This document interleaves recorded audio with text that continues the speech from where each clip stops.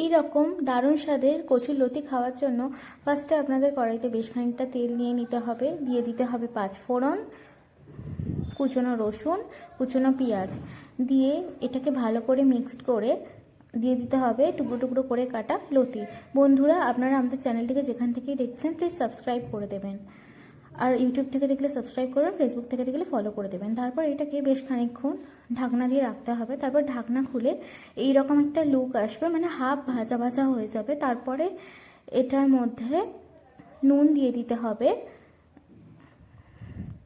নুন দেওয়ার পর এটাকে ভালো করে মেশাতে হবে।